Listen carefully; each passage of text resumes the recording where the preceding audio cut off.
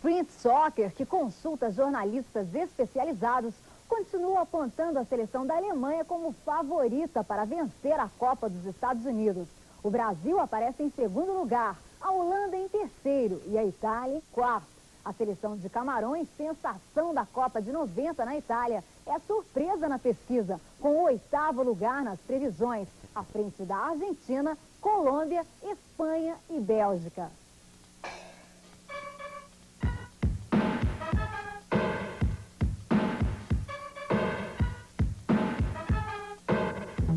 É mais do que gostoso ter você junto conosco com mais uma Faixa Nobre. A Faixa Nobre dessa segunda-feira, a gente já começa a semana em altíssimo astral.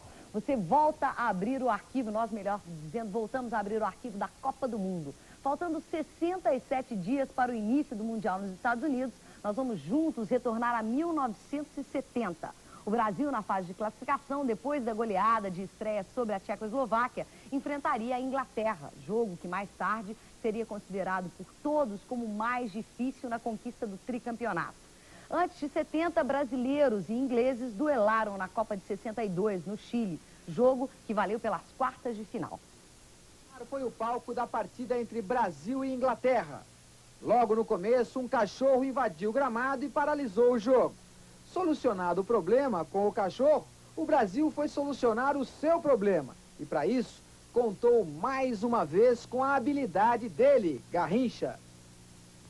Os ingleses não se intimidaram. E 7 minutos depois, no rebote da trave, Hitchens empatou a partida. Para o segundo tempo, o Brasil veio disposto.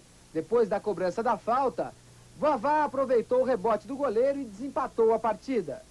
O Brasil queria mais, muito mais. E para coroar a sua atuação, Garrincha, de fora da área, marcou um golaço e definiu o placar. Brasil classificado para as semifinais 3, Inglaterra só 1.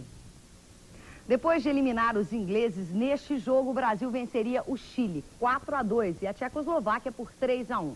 Para ganhar o bicampeonato 8 anos depois, mais um encontro da seleção brasileira contra a Inglaterra na Copa do Mundo. O atual técnico Parreira, que em 70 fazia parte da comissão técnica na preparação física, também é de opinião que esta partida foi o maior obstáculo para a conquista do tricampeonato. Olha, foi a final antecipada da Copa de 70. Foi o melhor jogo, taticamente. Foi um jogo cheio de emoções. O Brasil ganhou uma partida inesquecível. Fez talvez a sua melhor atuação dentro da Copa. Ganhou dos campeões do mundo, que eram os ingleses. E, evidentemente, houve jogos de muita emoção, como Alemanha e Itália, aquele 4-3 que foi decidido na prorrogação. E a própria final em si, que o Brasil se sagrou campeão. Mas aquele foi o grande jogo da Copa.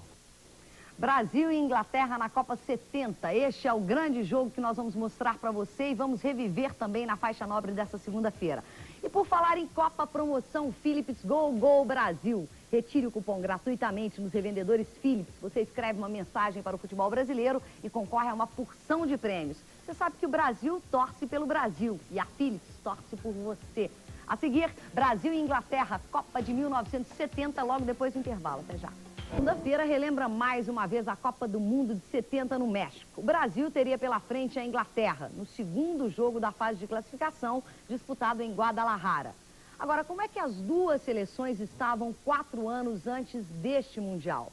Uma passada pela Copa de 66, onde o Brasil, sem a geração do Bi, não passaria das oitavas de final, enquanto a Inglaterra conquistaria em casa a sua Jules Rimet. Com 48 mil pessoas presentes em Liverpool, o Brasil estreou na Copa no dia 12 de julho contra a Bulgária. E foi numa cobrança de falta que Pelé abriu o placar para o Brasil. O primeiro gol do Mundial e o único de Pelé em toda a Copa.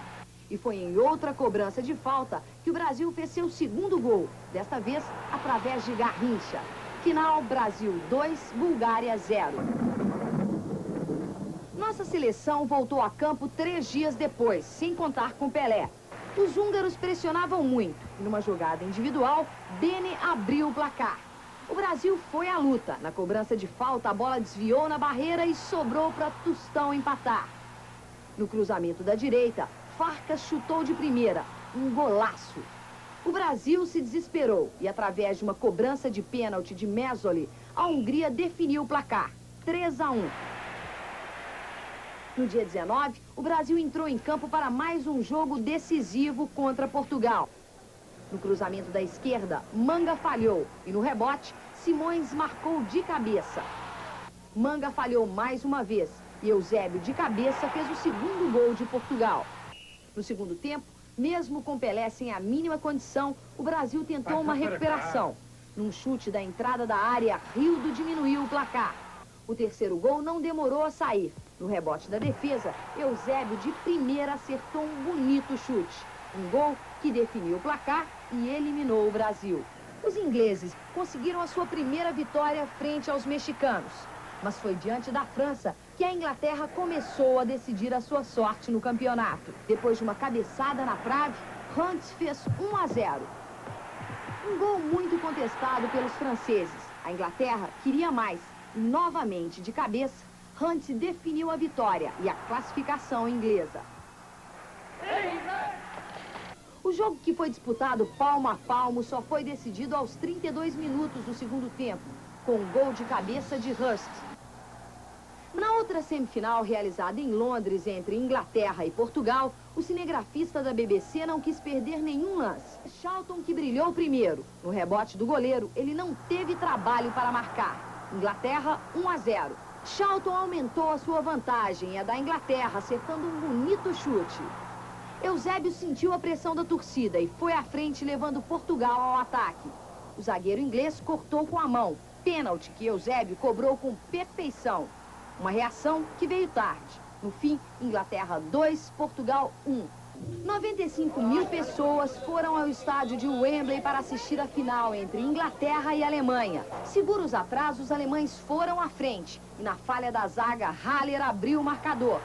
Festa da torcida alemã. O time inglês não se abalou e depois da cobrança de falta, Hurst cabeceou sozinho, empatando a partida. Felicidade em todo o reino. A Alemanha não se esmoreceu e foi à frente, obrigando Bentz a mostrar serviço. Para a felicidade geral, a Inglaterra vira a partida. A zaga cortou mal e, livre de marcação, Hurst fez 2-1. A alegria inglesa durou pouco. Depois de muita confusão dentro da área, a bola sobrou para o Weber marcar e empatar a partida. Decepção total em Wembley. A partida foi para a prorrogação e foi nela que aconteceu o lance mais polêmico de toda a Copa. Depois do cruzamento da direita, Hurst domina dentro da área e chuta. A bola bate na trave e no chão. O juiz suíço Gottfried fica na dúvida e consulta o bandeirinha, que confirma o gol. Os alemães reclamaram muito, mas de nada adiantou. O tempo passava e a rainha se mostrava preocupada. Até que, para alívio geral, Peters penetrou e chutou sem defesa para o goleiro alemão. Era o gol do título, o gol da festa esperada há anos por toda a corte inglesa. Na entrega da taça, feita pela rainha Elizabeth, Bob Moore repete o gesto que virou um símbolo da conquista, o da conquista da Jules Rimet. A festa continuou pelas ruas de Londres, enquanto que no vestiário, os jogadores ingleses ainda comemoravam. E comemoravam de um modo diferente, com um brinde de cerveja em uma taça de ouro. Um brinde sem nenhuma pompa. Do fracasso em Liverpool, a seleção brasileira, de lição aprendida, renovaria o seu grupo para ganhar o tri no México. O técnico Zagallo recebeu de João Saldanha um grande elenco que ganhou todos os jogos das eliminatórias. Vencemos na estreia a Tchecoslováquia e enfrentaríamos a Inglaterra, jogo que você confere esta noite dentro da faixa nobre do esporte.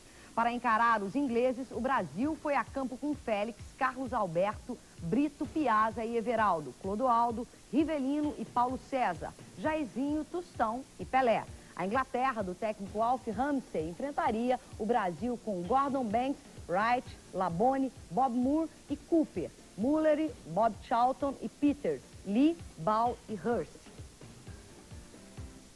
Agora sim, você tem todas as informações, reviveu grandes momentos e todas as emoções de Brasil e Inglaterra na Copa do Mundo de 70 no México, a gente passa a reviver a partir de agora. Narração de Marco Antônio, comentários de um tricampeão, Rivelino. Muito boa noite para você e para você também, Riva, Marco e Riva. Boa noite, Simone. Boa noite, amigos da faixa nobre do esporte da Rede Bandeirantes. Realmente vale a pena entrar neste túnel do tempo, né? Parabéns à nossa equipe de produção, a Simone. Que bela abertura de faixa nobre. Peters, da equipe da Inglaterra, número 11. O Pelé já está dizendo. Mas a gente lutar pela classificação e ninguém acreditava no futebol brasileiro. E aí o Klein termina a partida, grande vitória, era um passaporte carimbado para as quartas de final e para a posse definitiva da Gilles Rimet.